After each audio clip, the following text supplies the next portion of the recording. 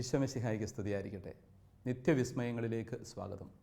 പാതുവായിലെ വിശുദ്ധ അന്തോനീസ് 1195 ജനിച്ച് 1231 നിത്യസമ്മാനത്തിനായിട്ട് യാത്രയായ ഒരു മഹാപുണ്യവാൻ. അത്ഭുത പ്രവർത്തകനായ അന്തോനീസ് എന്ന പേരിലാണ് പാതുവായിലെ അന്തോനീസ് എവിടെയും അറിയപ്പെടുന്നത്. കേരളക്കരയിലൊക്കെ ഏറെ അറിയപ്പെടുന്നൊരു വലിയ വിശുദ്ധൻ, ഭാരതത്തിലുടനീളവും ലോകത്തെമ്പാടും അറിയപ്പെടുന്ന വിഖ്യാതനായ ഒരു പുണ്യവാൻ. ജീവിച്ചിരുന്നപ്പോൾ തന്നെ അനവധി അത്ഭുതങ്ങളുടെ ഒരു പെരുമഴ തന്നെ ഉണ്ടായിരുന്നു മരണശേഷവും. അങ്ങനെ അത്ഭുതങ്ങളുടെ ഒരു സാന്നിധ്യമായിട്ടാണ് പാതുവായിലെ വിശുദ്ധ അന്തോനീസ് അറിയപ്പെടുന്നത്. പോർച്ചുഗലിൻ്റെ തലസ്ഥാനമായ ലിസ്ബണിലാണ് അദ്ദേഹം ജനിക്കുന്നത്. വളരെ കുലീനനായ മാതാപിതാക്കളിൽ നിന്നും സമ്പന്നമായ കുടുംബത്തിൻ്റെ സാഹചര്യങ്ങൾ അനുഭവിച്ചുകൊണ്ട് ജനിക്കാനുള്ള അവസരം ദൈവം കൊടുത്തു. ജീവിത സാഹചര്യങ്ങൾ വളരെ അനുകൂലമായിരുന്നു എല്ലാ അർത്ഥത്തിലും. അങ്ങനെ ധനികരായ മാതാപിതാക്കളിൽ നിന്ന് പ്രശസ്തിയും പെരുമയും ഒക്കെ കിട്ടാനുള്ള എല്ലാ സാധ്യതകളോടും കൂടി ജനിച്ച അന്തോനി തൻ്റെ ജീവിതം ദൈവത്തിന് വേണ്ടിയിട്ടാണെന്ന് നേരത്തെ തന്നെ തിരിച്ചറിഞ്ഞിരുന്നു. 15-ാമത്തെ വയസ്സിൽ അഗസ്റ്റീനിയൻ സന്യാസ സമൂഹത്തിൽ അദ്ദേഹം ചേരുന്നു. അഗസ്റ്റീനിയൻ സന്യാസിയായിട്ട് വളരെ തീക്ഷ്ണതയോടെ പ്രാർത്ഥനയും പരിത്യാഗവും സുഹൃത ജീവിതവും ഒക്കെയായി ജീവിക്കുന്ന വേള ദൈവത്തിന് ഏറ്റവും പ്രീതികരമായ പരിശുദ്ധമായ ഒരു ജീവിതം നയിക്കുന്നതിൽ അദ്ദേഹം വലിയ ശ്രദ്ധയുള്ളവനായിരുന്നു. അദ്ദേഹത്തിൻ്റെ പരിശുദ്ധിയുടെ ഒരു സാക്ഷ്യപ്പെടുത്തൽ പോലെ ദിവ്യ ഉണ്ണി ഒരിക്കൽ അദ്ദേഹത്തെ സന്ദർശിച്ചുകൊണ്ട് കവളിൽ ചുംബനം കൊടുത്തിരുന്നു എന്ന് ചരിത്രത്തിൽ പറയപ്പെടുന്നുണ്ട്.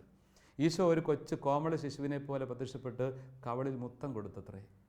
അദ്ദേഹത്തിൻ്റെ വിശുദ്ധിയുടെ ഒരു സാക്ഷ്യപ്പെടുത്തൽ പോലെയായിരുന്നു എന്ന് വേണം കരുതാൻ. അതിനിടയിലാണ് 1220 ഫ്രാൻസിസ്കൻ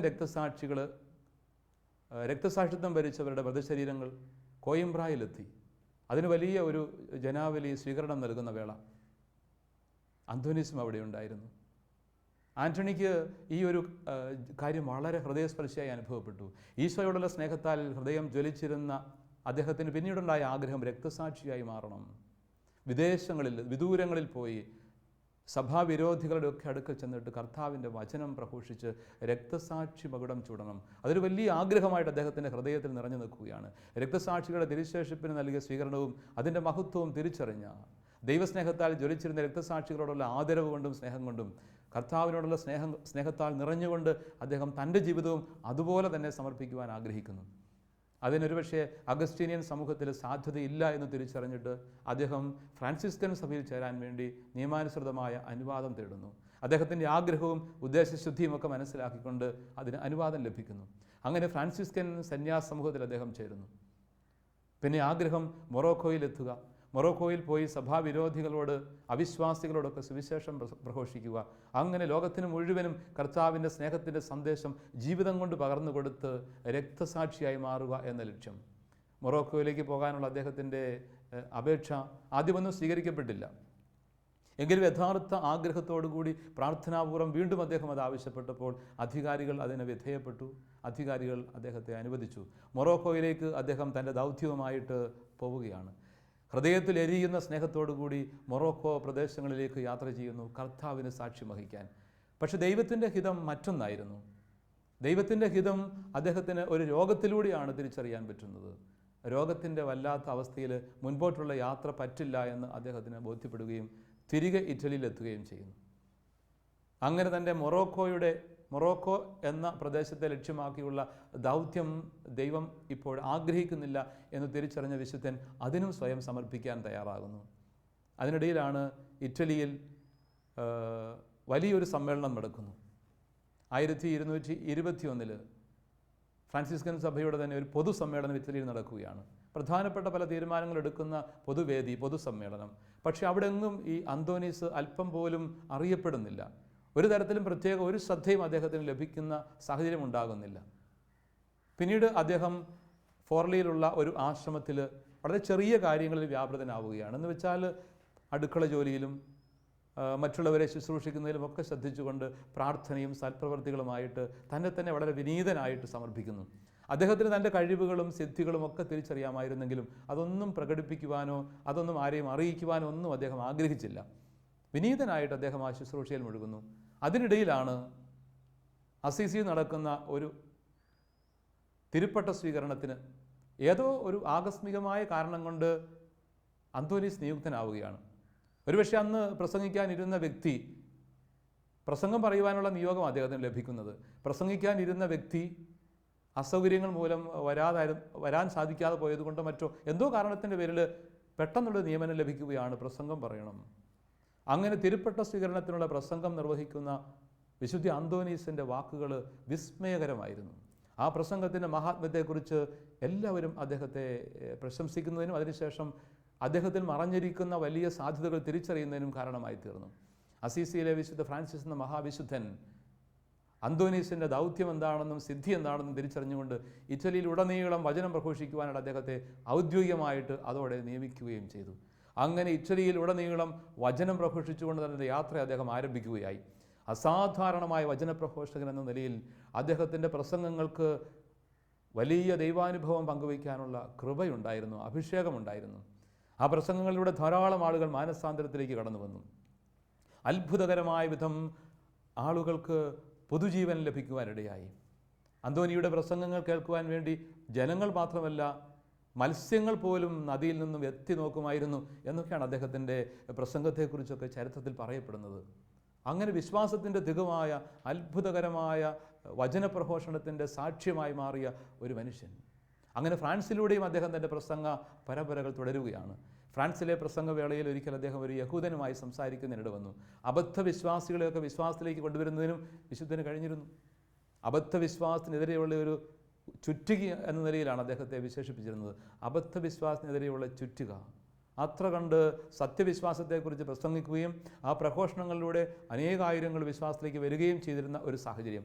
അപ്പോഴാണ് ഒരു യഹൂദൻ, ക്രൈസ്തവ വിശ്വാസമായിട്ടൊരു ബന്ധമില്ലായിരുന്ന വ്യക്തി, വിശുദ്ധ കുർബാനയെക്കുറിച്ചുള്ള അദ്ദേഹത്തിൻ്റെ പ്രസംഗത്തിൽ സംശയാലുവായി മാറുന്നു. എന്ന് മാത്രവുമല്ല, അദ്ദേഹത്തിന് വിശ്വാസമില്ലാത്തത് കൊണ്ട് തന്നെ വിശുദ്ധ കുർബാനയിൽ കർത്താവിൻ്റെ സാന്നിധ്യം ഇല്ല എന്ന് പറയുകയും അതുണ്ടെങ്കിൽ തെളിയിക്കാൻ അദ്ദേഹത്തെ വെല്ലുവിളിക്കുകയും ചെയ്തു.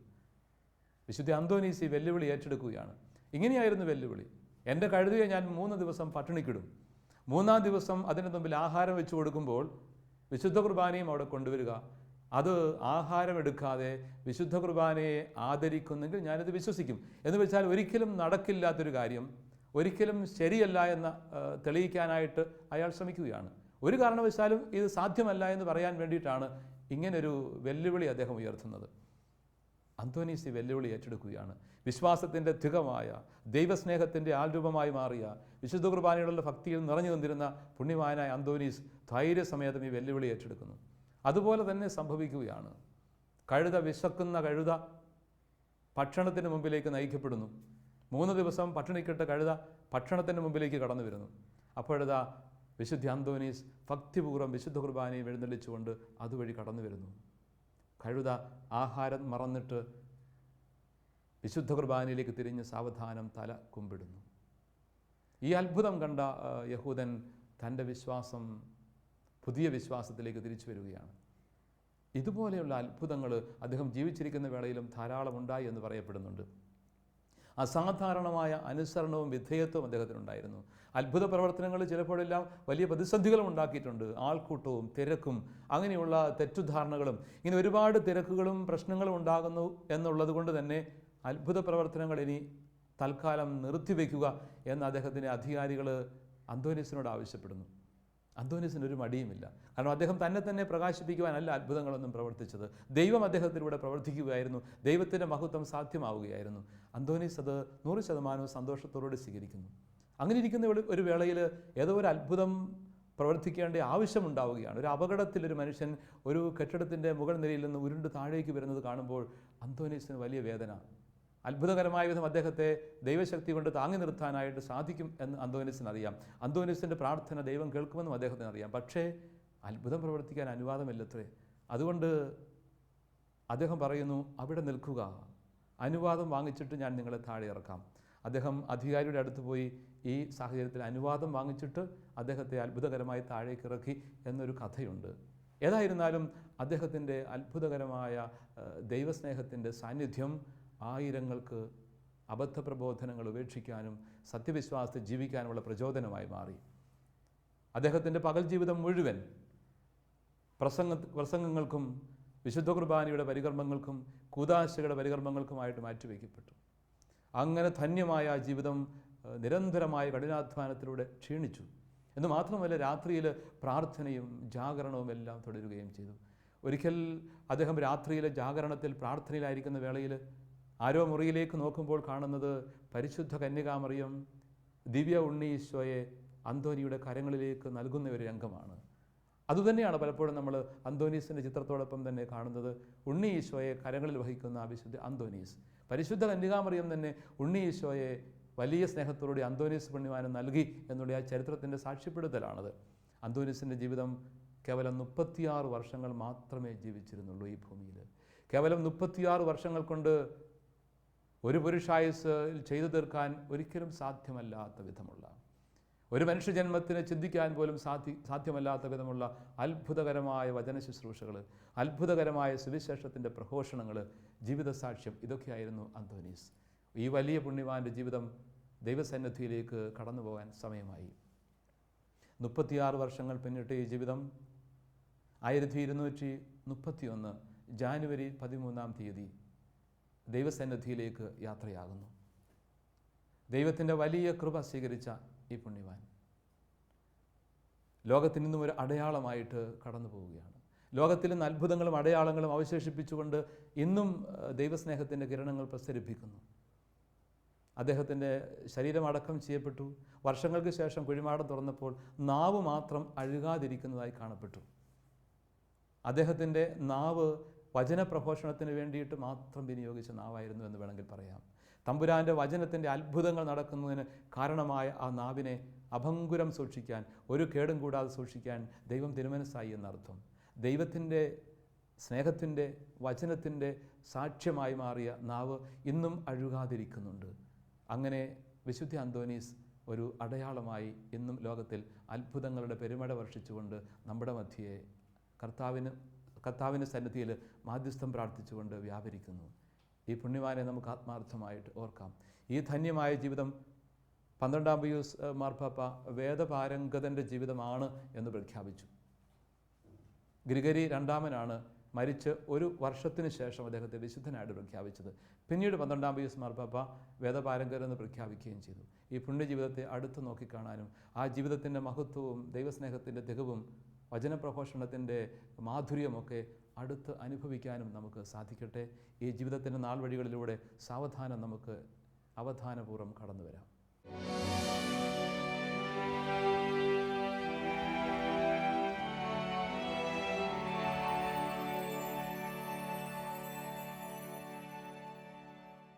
അത്ഭുത പ്രവർത്തകനായ വിശുദ്ധ അന്തോനീസ്, പാതുവായിലെ അന്തോനീസ് ഏത് കാലഘട്ടത്തിൻ്റെയും വിശുദ്ധനാണ്.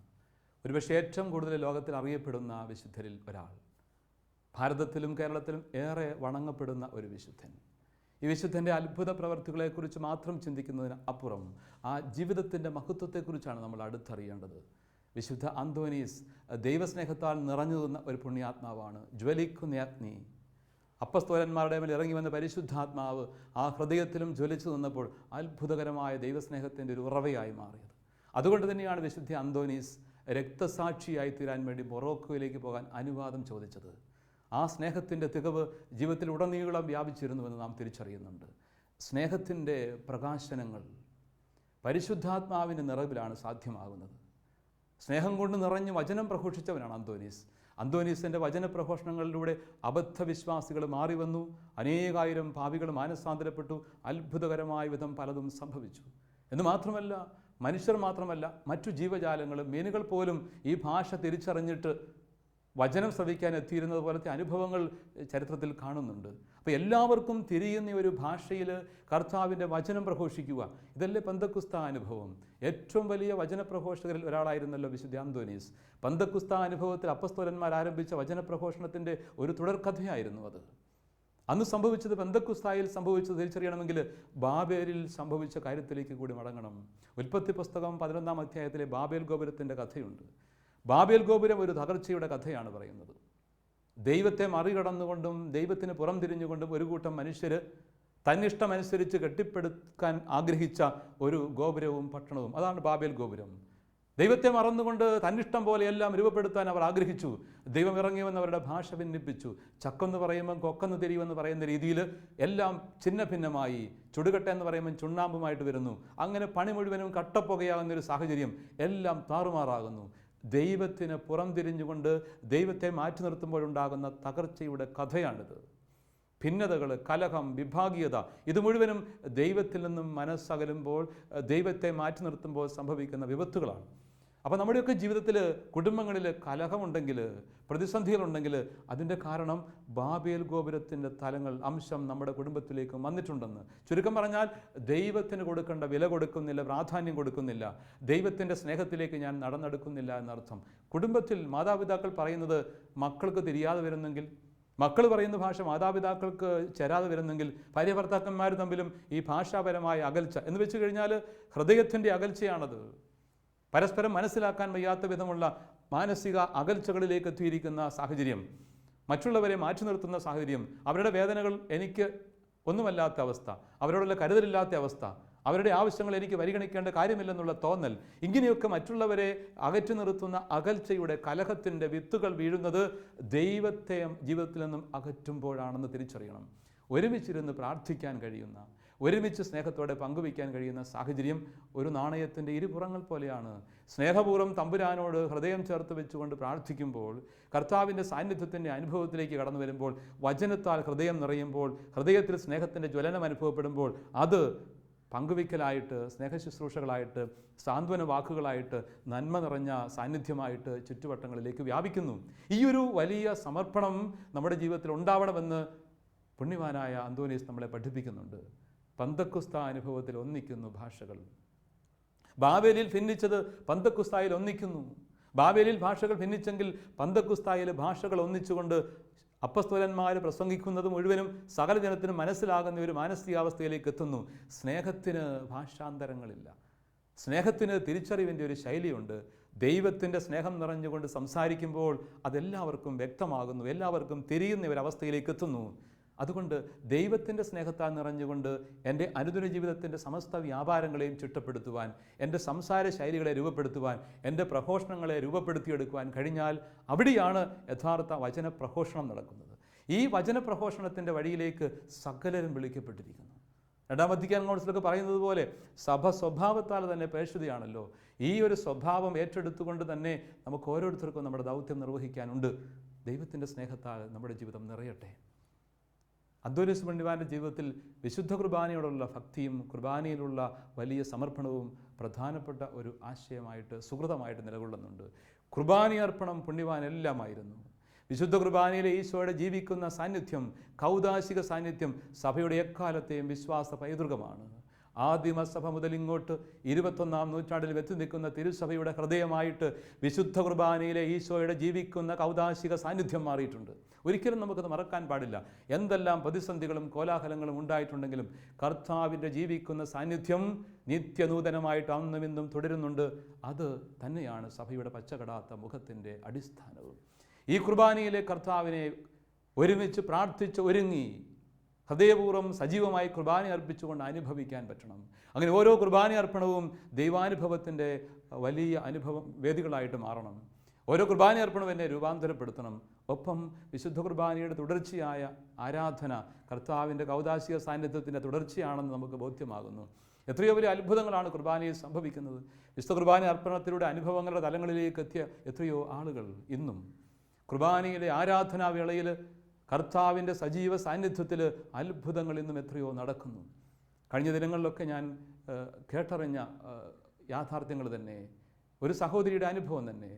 ഒരു പ്രത്യേക സാഹചര്യത്തിൽ വായും മുഖവും നാവുമെല്ലാം വല്ലാതെ പൊള്ളി വികൃതമായ സാഹചര്യത്തിൽ, ഡോക്ടേഴ്സ് പോലും കൈയൊഴിഞ്ഞ സാഹചര്യം, ഒരുപക്ഷെ പിന്നീടെങ്ങാനും പ്ലാസ്റ്റിക് സർജറിയിലൂടെ നഷ്ടപ്പെട്ടു പോയ ആകാരം തിരിച്ചു കിട്ടിയേക്കും എന്ന് പോലും മാത്രം ചിന്തിച്ചിരുന്ന, എല്ലാം തകർന്നു പോയ ഒരവസ്ഥയിൽ പൊള്ളി തകർന്ന വായും വ്രണബാധിതമായ നാവും എല്ലാം പൊള്ളലേറ്റ, എല്ലാം തകർന്ന അവസ്ഥയിൽ വിശ്വാസത്തോടുകൂടി വിശുദ്ധ കുർബാന സ്വീകരിക്കാൻ ആഗ്രഹിച്ച ഈ സഹോദരി, ഈ സമർപ്പിത വിശ്വാസത്തോടുകൂടി കർത്താവിനെ ഹൃദയത്തിലേക്ക് ഏറ്റുവാങ്ങിയപ്പോൾ നാവ് ചൊടി പൂട്ടാനും നാവ് അതിൻ്റെ യഥാർത്ഥ സ്ഥിതിയിലേക്ക് തിരിച്ചു വരാനും ഇടയാക്കിയ സാഹചര്യം പങ്കുവച്ചു.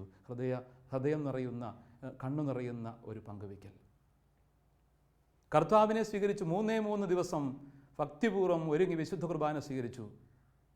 3 ദിവസങ്ങൾ കൊണ്ട് അത്ഭുതകരമായ പരിവർത്തനം. ഏത് അവസ്ഥയിൽ ആദ്യമായിരുന്നുവോ അതേ അവസ്ഥയിലേക്ക് തിരികെ എത്തുന്നു. അത്ഭുതകരമായി മനുഷ്യനെ വിസ്മയിപ്പിക്കുന്ന വിധമുള്ള കർത്താവിൻ്റെ കരസ്പർശം.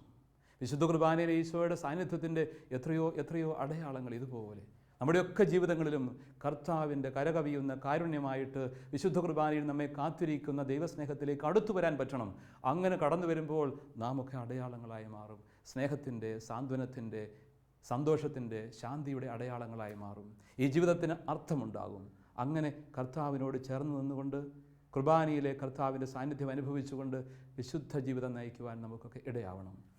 വിശുദ്ധ അന്തോനീസിൻ്റെ നാവ് ഇന്നും അഴുകാതെയുണ്ട്. അഴുകാതിരിക്കുന്ന നാവ് ഒരു സന്ദേശം നമുക്ക് നൽകുന്നുണ്ട്. നാവിനെക്കുറിച്ച് തന്നെയുള്ള സന്ദേശം. ഒന്ന്, കർത്താവിൻ്റെ വചന പ്രഘോഷണത്തിൻ്റെ മഹത്വം എടുത്തു കാണിക്കുന്നുണ്ട് അഴുകാത്ത നാവ്. മറ്റൊന്ന്, നാവ് എങ്ങനെ ഉപയോഗിക്കണം എന്നുള്ള ഒരു തിരുത്തൽ തരുന്നുമുണ്ട്. നാവ് ഒരർത്ഥത്തിൽ എല്ലാമാണ്. നാക്കുകൊണ്ട് എത്രയോ മനുഷ്യർ കൊല്ലപ്പെടുന്നു. തോക്ക് കൊണ്ടതിനേക്കാൾ കൂടുതൽ ആളുകളെ നാക്കുകൊണ്ട് കൊല്ലപ്പെട്ടിട്ടുണ്ട് എന്ന് ചരിത്രം സാക്ഷിയാണ്. നമ്മുടെ വാക്കുകളിലൂടെ മുറിവേൽക്കുന്നവർ, വാക്കുകളിലൂടെ വധിക്കപ്പെടുന്നവർ, വാക്കുകളിലൂടെ ഇല്ലെന്നാക്കപ്പെടുന്ന ആളുകൾ നാം അറിയാതെ ഒരു പക്ഷെങ്കിൽ നമ്മുടെ ചുറ്റുവട്ടങ്ങളിൽ പിടഞ്ഞു വീഴുന്നുണ്ടാവാം. അതിനെക്കുറിച്ച് അറിയണം, തിരിച്ചറിയണമെന്നാണ് സൂചന.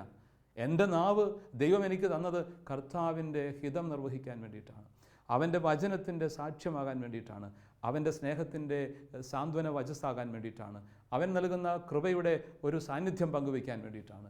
പക്ഷേ പലപ്പോഴും ഈ നാവ് പിഴയ്ക്കുന്നില്ലേ? ഈ നാവിലൂടെ അശുദ്ധി പുറത്തു വരുന്നില്ലേ?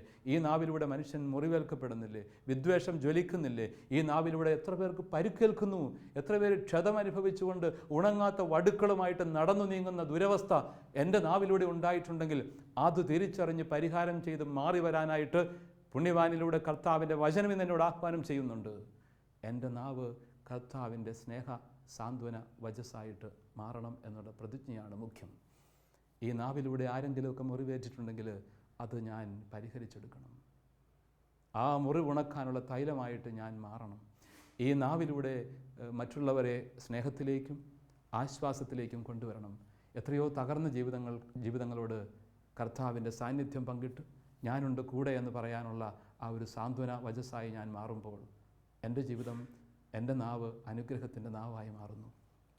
എൻ്റെ സാന്നിധ്യത്തിലൂടെയും എൻ്റെ വാക്കുകളിലൂടെയും എത്രയോ ജീവിതങ്ങളെ കൈപിടിച്ചുയർത്താൻ പറ്റും.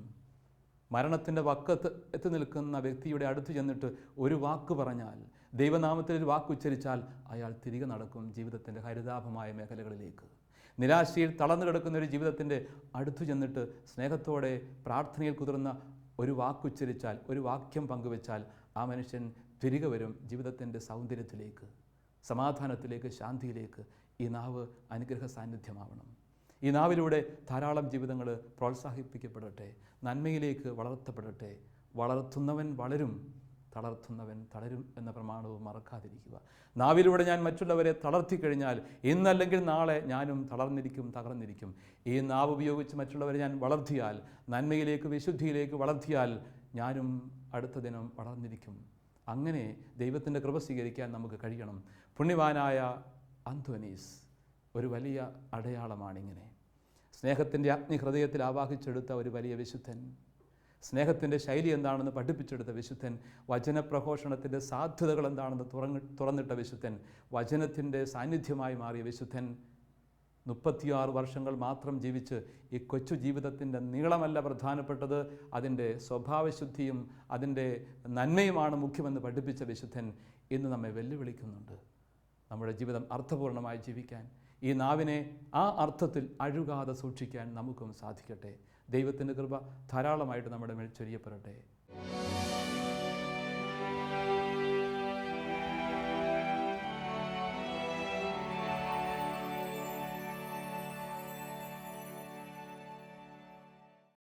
മിഴിപൂട്ടി ദൈവസന്നിധിയിലേക്ക് നമുക്ക് തിരിയാം.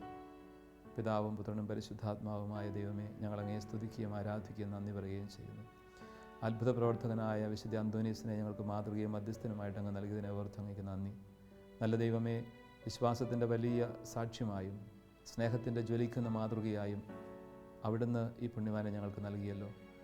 ഈ വിശുദ്ധനെ പോലെ സ്ഥിരതയോടെ എവിടെയും വചനം പ്രഘോഷിക്കുവാൻ, ഞങ്ങൾ ജീവിക്കുന്ന ഇടങ്ങളിലൊക്കെ അങ്ങേക്ക് സാക്ഷ്യം നൽകുവാൻ, അങ്ങയുടെ സ്നേഹത്താൽ നിറഞ്ഞുകൊണ്ട് പരമാവധി നന്മ ചെയ്തുകൊണ്ട് ജീവിക്കുവാൻ ഞങ്ങൾക്ക് ഇടയാവട്ടെ. ഞങ്ങളുടെ ജീവിതം എത്ര ചെറുതാണെങ്കിലും അത് മനോഹരമായിട്ട് ജീവിക്കുവാൻ, നന്മ നിറഞ്ഞതാക്കി തീർക്കുവാൻ, അങ്ങയുടെ സുവിശേഷത്തിൻ്റെ അടയാളങ്ങളായി മാറുവാൻ ഞങ്ങളെ ഓരോരുത്തരെയും അനുഗ്രഹിച്ചാലും. പാതുവായിലെ വിശുദ്ധ അന്തോനീസെ, ഞങ്ങൾക്ക് വേണ്ടി പ്രാർത്ഥിക്കണമേ. നിത്യപിതാവും പുത്രനും പരിശുദ്ധാത്മാവുമായ സർവേശ്വര എന്നേക്കും ആമേൻ.